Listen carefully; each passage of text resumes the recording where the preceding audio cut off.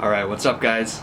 This is going to be a little bit of a different format. It's like pitch black behind me, I think, and the quality might not be as good because I'm at a friend's house right now. I'm house sitting for him, and I left like the nice light that I use normally back home in the room that Emmett and I record our Oblivion Let's Plays in. So and this light is, I'm using the light on my phone, so that may go out, and it may be even worse. So you'll have to bear with me here. I'll try to be brief. It is a Friday night, a little past more like 9:40 p.m. right now. As you can tell, I'm super cool guy talking to my camera. I've got a lot of important stuff to do on a Friday night. I don't know, maybe some of you can relate. But anyway, I wanted to talk to you guys about corporations, corporate values, and the way they metabolize their employees. And I know that sounds creepy and maybe malicious, but hear me out. So, and this will probably ring true, especially for those of you who work in big corporations or have worked in big corporations, or maybe your parents do, and you viewed this behavior sort of secondhand. Because you've seen what like your parents or your friends or whatever go through who work for large corporations. But I was thinking about the way that like large companies, I'm talking like Fortune 500 companies, you know, black and white and blue, recognizable logos.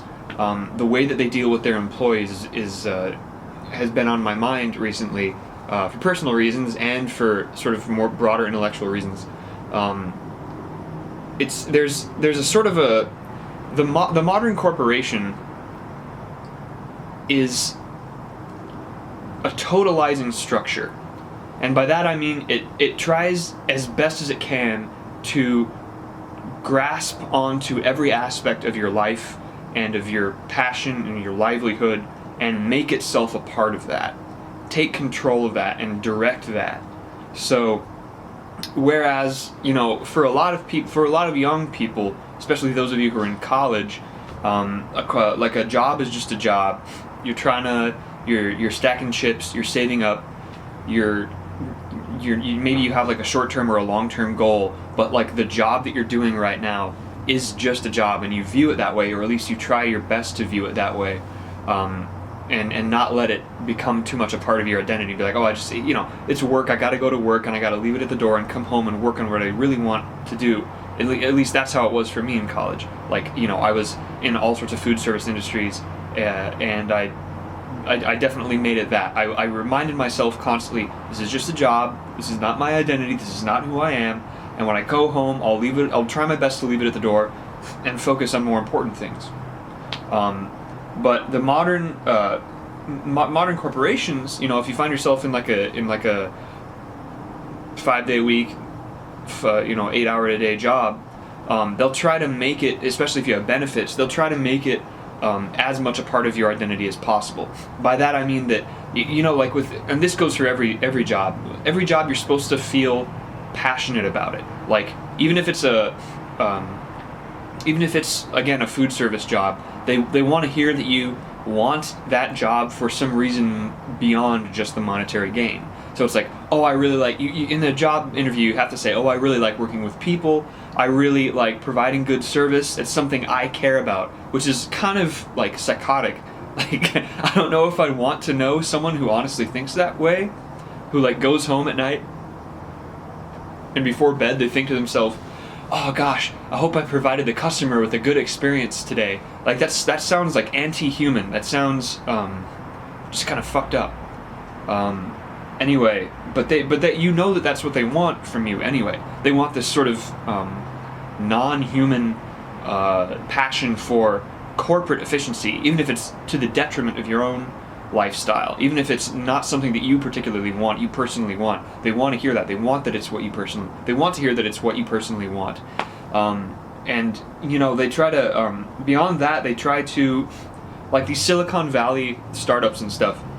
They'll put, it seems cool when you see it on TV and you read about it or whatever, they'll put like foosball tables and sometimes even bars and all sorts of game rooms in their lounge to keep, and the reason is because they want employees to sort of feel more comfortable there and blur the line. This is the real effective what they want to take place. They want to blur the line between like recreation and work. So I'm hanging out at work, I'm hanging out with my friends at work. Like, you want your coworkers to be the same thing as your after work friends, which is already usually the case. Like, plenty of people hang out with coworkers after work. That's normal. But you want it to be your coworkers are your after work friends, and after work is at work. So they sort of trick you into working longer hours that way. They just sort of they want to blur lines that used to be very neat and tidy and very exact. And another thing that the corporations that I've seen from personal experience, corporations try to do is get you involved in charity. And by charity, I don't necessarily mean they a lot of them reward any kind of charity, but the ones I'm thinking of, like the corporations that I'm thinking of, try to get you involved in particularly the charities that they're partnered with. So they have some sort of, I don't know exactly what the deal is, but they have some sort of financial partnership with the charity. Maybe if they donate a certain amount of money, then they get a big tax write-off, and that helps their bottom line.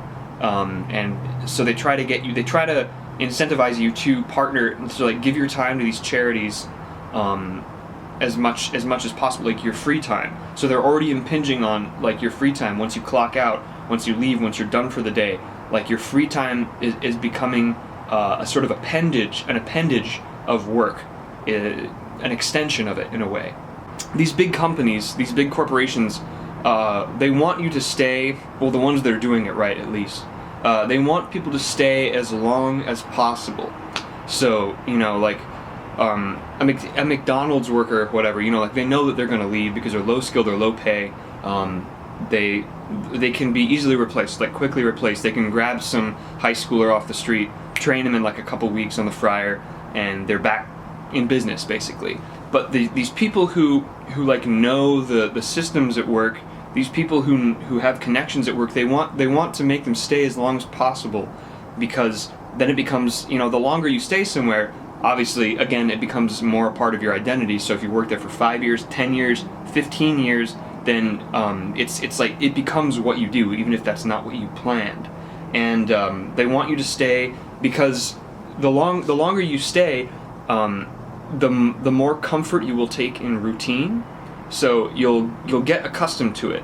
And I've seen it where people, good job offers, good job openings come up in other companies, sometimes unrelated companies, and people who have been at their company for 5 years or 10 years won't go for it because they're just so used to the routine that they've gotten into that it would shake up the very foundation of their life and I mean that, to apply for a job that pays more, because they would have to learn a new set of skills, they'd have to make a new set of friends, they'd have to find, the charities wouldn't be, everything would be different, right? If say they were doing everything that I just mentioned, they're volunteering with the charity, that the work selected for them, they're hanging out with work friends after work, and they're working there 9 to 5. So just getting a new job, even if it pays more, will be very costly to their life. They'll have to reorganize everything. And corporations, these big companies, won't admit to it explicitly, of course, because that would seem really malicious and really sort of Machiavellian. But that's what they want. I mean, they want to integrate you completely into the lifestyle. And so this brings me to how companies, big corporations, behave like nation states. So at the turn of the century, the 20th century, and certainly about until World War II, I want to say, the nation state was the primary unit of power in the world. In World War I and World War II, borders were shrinking and expanding all over the place. It was all about territorial control, geographical territorial control. But with the rise of international finance and global capitalism, geographical constraints are less relevant. So an international corporation can have its hand in a bunch of different countries' financial markets. It can it can sort of shift all over the place and influence a bunch of different countries without being restricted by geography. Like, while ancient China ended at the Great Wall, the frontier is endless for some sort of Fortune 500 company. So it's like a totally different dynamic. It's like an unleashed dynamic. So they've got complete free range over the world as far as the law allows them to operate. And one thing that I've noticed about companies is that they have a kind of patriotism attached to them that mirrors the traditional patriotism of nation states. By that I mean they have like a set of values that you're supposed to ascribe to, and usually these are like very vague.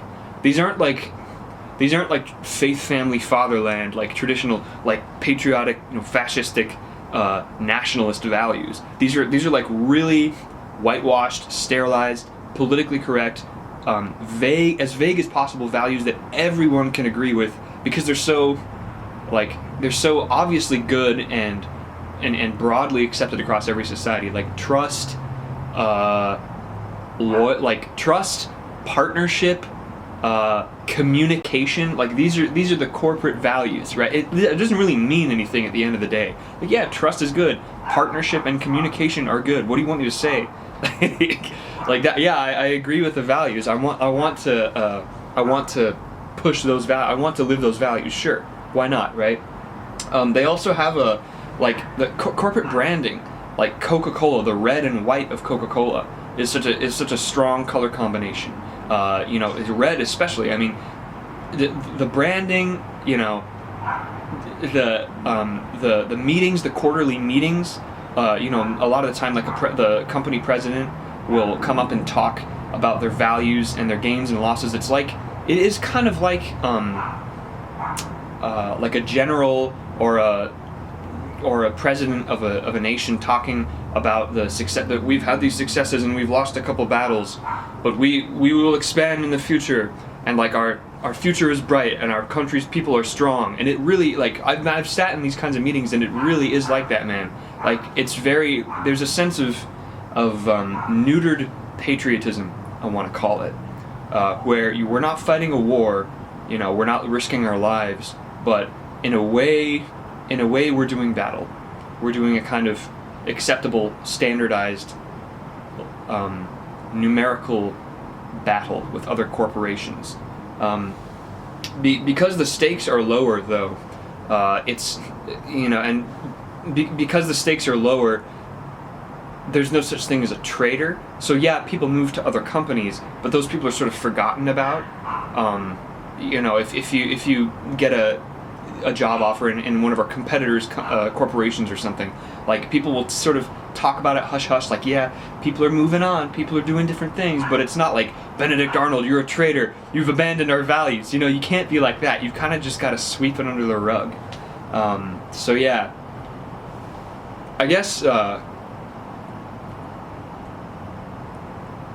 in sum, like in conclusion, I would say that corporations, the modern corporation, is like the classical nation state minus everything that would be worth writing a history book about it. All the drama, all the intrigue, the great battles and conquests, and the serious philosophy-inspired ideology is not there. It is whitewashed. It is neutered. It is acceptable and plain, but the overarching structure is still there. It's still very much nationalist. It's still very much jingoistic, I guess. There's still a loyalty to your company, pushing its values, living its values, and giving as much of your time and energy and effort to it as you can. So for those of you who are working in a job where maybe it's not what you plan to do and you're just doing it for the sake of money, or because you're saving up for something bigger, or it's just you want it to be just a step along the way to something greater, try as hard as you can to remind yourself of that. Don't let them take hold of your life. Don't let them make you think that your value is determined by what you can do for the corporation. Because remember why you got there in the first place. You want to, you have a larger goal in sight. or maybe you have your goal is to work your way up in the company. That's fine too, but don't let them determine your values for you, I guess is what I'm trying to say. Remember who you are. And it can be hard for a lot of us guys especially, I will say it.